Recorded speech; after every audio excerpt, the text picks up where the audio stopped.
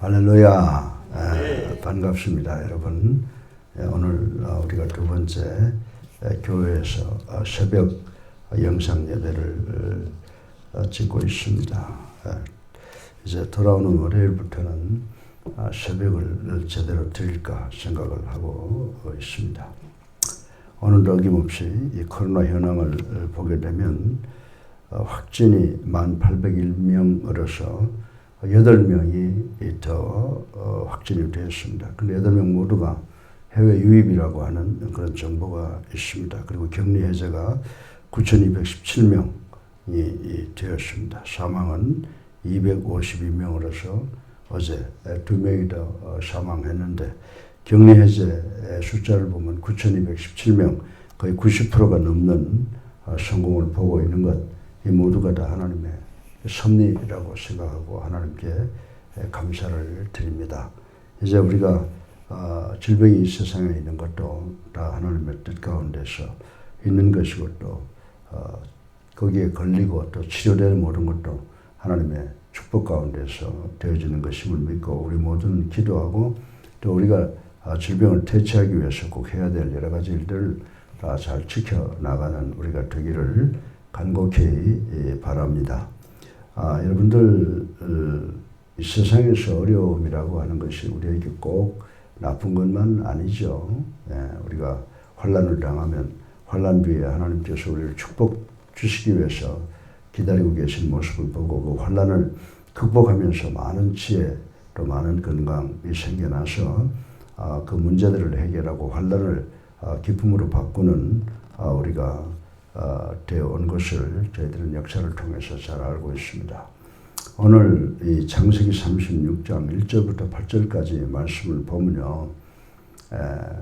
이 우주 만물이 창조되고 인간이 만들어진 이후에 그 많은 인간들 중에 선택받은 자들과 받지 못한, 다시 말해서 하나님의 백성과 세상의 백성들에 대해서 이야기하고 있는 것을 우리는 생각해 볼 수가 있습니다. 그래서 우리가 이 성경이라고 하는 것을 하나님의 말씀이라고 믿습니다. 틀림없이 하나님의 말씀입니다. 그러나 성경은 곧 태초부터 끝나는 시작과 마지막까지의 하나의 역사적 사실을 기록해 놓은 책인 것을 보고 그 책을 통해서 우리가 많은 지혜를 얻게 된다고 하는 것에 대해서 부인할 수 있는 사람이 아무도 없다고 저는 생각을 합니다. 그런데 우리가 이 성경을 읽으면서 한 가지 생각할 수 있는 것은 뭐냐 하면 하나님께서 이 우주 만물을 그리고 인간을 모든 피조물을 창조하셨다라고 하는 말씀이 성경에 기록되어 있는데 성경에서 제일 먼저 나오는 신학적 용어가 하나 있어요. 그것이 뭡니까? 예정론이라고 하는 것입니다. 이 예정론은 여러 가지 의문도 있고 서로 토론할 여지가 있습니다. 그러나 우리가 이 예정론이라고 하는 말은 무슨 말이냐? 뭐가 예정됐단 말이에요? 택함을 받은 하나님의 백성과 택함을 받지 못한 세상의 백성들로 나누어진다라고 하는 것을 이제 예정론이라고 이렇게 이야기를 하고 있는 것입니다. 그러나 우리가 신약 성경에까지 와서 보게 되면은 그 로마서 9장 13절을 보면 하나님께서 두 형제 중에서 야곱과 에서 중에서 하나님께서 야곱은 사랑하고 에서는 미워했다라고 이렇게 분명히 밝히고 있는 것을 볼 수가 있습니다. 그런데 여기서 우리는 선택당하지 못한 자, 즉 세상의 백성들이 또한 자신의 선택 행위를 통해서 하나님의 사랑을 입지 못한 자임을 스스로 증명하는 것을 우리는 볼 수가 있다라고 하는 것입니다. 우리는 오늘 이 창세기 36장 1절로부터 8절에 기록된 바 에서의 경우를 통해 그러한 사실을 다시 한번 확인할 수 있게 된다고 생각을 할 수가 있습니다. 그래서 오늘 이 창세기 36장 1절로 8절을 통해서 세 가지의 문제를 선택받지 못한 자들이 행하는 행동을 우리가 생각을 해 보려고 합니다. 하나님의 선택을 받지 못한 세상 사람들이 에게도 역시 우리 선택받은 자들, 믿는 자들과 마찬가지로 선택할 수 있는 권리가 있다라고 하는 것입니다. 그런데 하나님을 믿는 백성들은 대부분 이 사람을 선택한다든지 할 때 어떻게 합니까? 믿는 자들을 선택하게 되는데 오늘 이 본문의 말씀을 보면 하나님의 선택을 받지 못한 세상적 사람은 이방 사람을 택한다. 그래서 오늘 특별히 구체적으로 생각하면 이방 여인을 택하는 것을 볼 수가 있습니다. 본문 2절에 보면요. 에서가 이방 가나안 여인을 아내로 취했다는 것을 밝히고 있습니다. 그리고 하나도 아니고 여럿을 취한 것을 볼 수가 있습니다. 성경에서 에서가 처음으로 이방 여인을 취할 때 그들이 이삭과 달리 리브가의 마음에 근심이 되었다라고 창세기 26장 35절에 기록이 되어 있습니다. 또 에서는 자신도 이방 여인들이 그 아비 이삭을 기쁘게 하지 못하는 것을 알았다고 창세기 28장 8절에 기록되어 있는 것을 우리는 볼 수가 있습니다. 그러면서도 또 28장 9절에 보면 또 에서는 이방 여인을 취하는 것을 볼 수가 있습니다. 자기 생각에는 가나안 여인과 다를 줄 알고 이스마엘의 딸을 취하나 그 역시 택한 백성의 딸이 아니라고 하는 사실을 우리는 너무나도 잘 알고 있습니다. 성경은 이방 여인과의 결혼을 엄격히 금하고 있는 것을 우리는 볼 수가 있습니다. 그것은 선택받은 거룩한 하나님의 백성이 이방 여인과 결혼하면 결국 어떻게 됩니까? 우리가 성경의 역사를 보면은 신앙 좋고 하나님께서 선택받은 그런 백성으로의 축복을 누리다가도 결국 이방 여인을 아내로 맞이하면 그 이방 여인이 믿고 따르던 우상까지 섬기게 된 것을 우리는 볼 수가 있습니다. 따라서 하나님께서 이방 사람들과 만나지 말라고 하는 것은 결혼하지 말라라고 하는 것은 그 우상까지 결국은 따라 섬기게 될 것을 아시고 미리미리 금지한 것이라고 생각을 할 수가 있습니다. 이런 맥락에서 고린도후서 6장 14절을 보면요. 바울은 뭐라고 말하고 있습니까? 믿지 않는 자와 멍해를 같이 하지 말라라고 엄히 경고한 말씀을 우리는 생각할 수가 있습니다. 그 여러분들 구약에 다시 돌아가서 열왕기상 11장을 보게 되면요. 솔로몬이 어떻게 했습니까? 솔로몬이 이방 여인을 취해 결혼함으로 말미암아 결국 그들의 그 이방 여인들의 우상까지도 들여오게 되는 어리석음을 범하게 되었다라고 하는 것을 우리는 잘 알고 있습니다.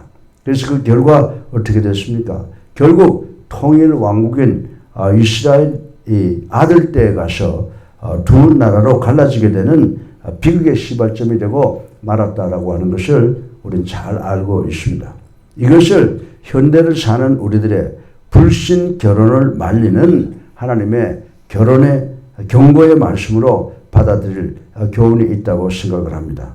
실로 이스라엘 백성이 이방 여인을 취할 때마다 하나님께 범죄했다라고 하는 이 역사적 교훈을 우리가 겸손한 마음으로 받아들여야 될 줄로 믿으시기를 주님의 이름으로 축원합니다. 우리가 세상을 살면서 초록은 동색이다 라고 하는 말이 있고 또 유유상종이다 라고 하는 말이 있는데 믿는 사람은 믿는 사람끼리 결혼하는 것이 원론적이라고 하는 것을 생각을 하고 우리가 믿지 않는 사람 선교한다 라고 하는 마음으로 결혼하지만 참 어렵다라고 하는 것을 우리는 잘 알고 있습니다. 따라서 우리 예수 믿는 사람들은 가능하면 우리의 삶에 또 그리고 하늘나라를 가는 데 있어서 우리의 그 원론적인 교훈인 성경 말씀에 절대 순종하는 우리가 되어야 될 줄로 믿으시기를 주님의 이름으로 축원합니다. 두 번째로 하나님의 택함을 받지 못한 이 세상의 백성들은 또 자기 자신의 선택권을 어떻게 사용을 합니까? 여러분들 우리 믿는 자들은요. 선택이 있을 때 뭘 선택을 해요? 우리 영과 또 물질적인 것을 놓고 볼 때 우리 영적인 것을 먼저 생각하게 되는데 이 세상 백성들은 항상 영계보다는 물질적인 것, 세상적인 것. 그래서 이 세상적인 것을 물질적인 것을 택한다라고 하는 말씀을 드려도 틀리는 말씀이 아니라고 저는 생각을 합니다. 그런데 오늘 본문을 보면은 에서는 가족과 더불어 가나안 땅에서 얻은 모든 물질을 남김없이 가지고 야곱을 떠나는 말씀이 6절에 기록되어 있는 것을 볼 수가 있습니다. 실로 하나님의 택함을 받지 못한다는 이 세상적인 사람들은 의보다는 항상 물질을 택하는 경우가 더 많다라고 하는 것입니다.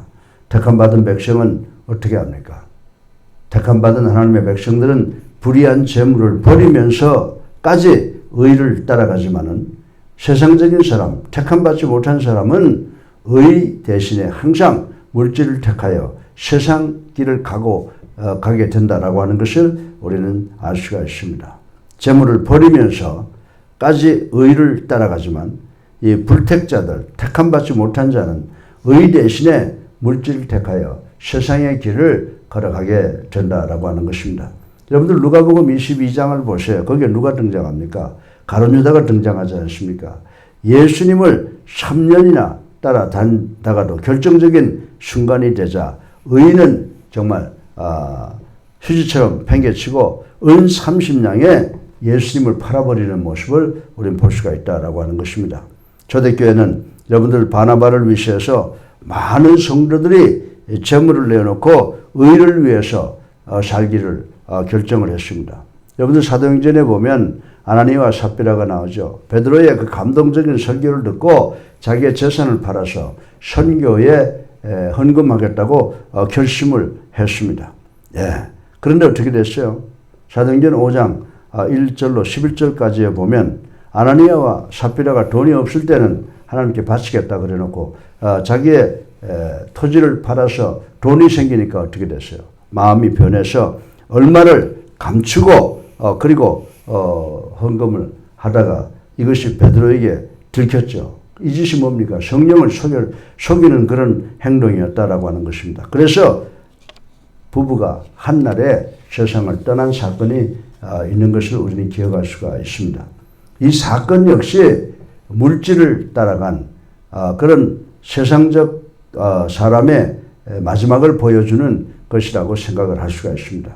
진정 믿는 사람에게는 righteousness, 의가 먼저인 줄로 믿으시기를 주님의 이름으로 축원합니다.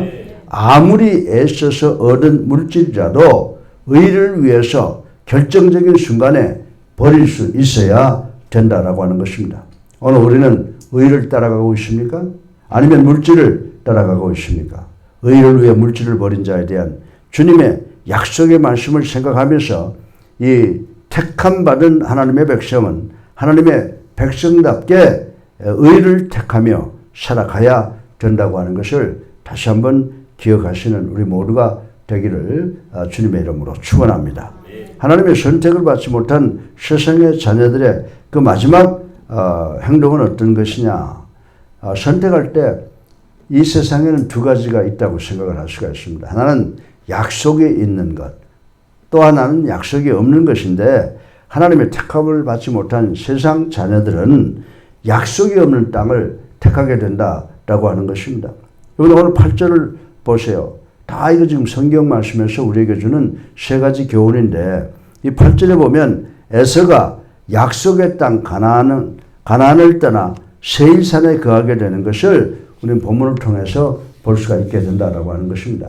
성경은 두 사람의 소유가 풍부하여 함께 거할 수 없다, 함께 살 수 없다라고 기록을 하고 있는데 이것으로 에서가 어느 한쪽 땅을 택하지 않을 수가 없어서 결국은 약속의 땅, 언약의 땅이 아닌 세일산을 선택한 것을 보여주고 있는 것입니다.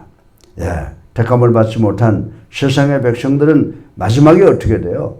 약속의 땅을 떠나고 만다고 하는 것입니다. 그러나 택함 받은 자들, 하나님의 백성들은 일시적으로 약속한 땅을 떠나기도 하나 결국은 약속의 땅으로 돌아오게 된다는 사실을 우리는 알 수가 있습니다. 여러분들 창세기 50장에 보면 거기 아브라함의 이야기가 나옵니다.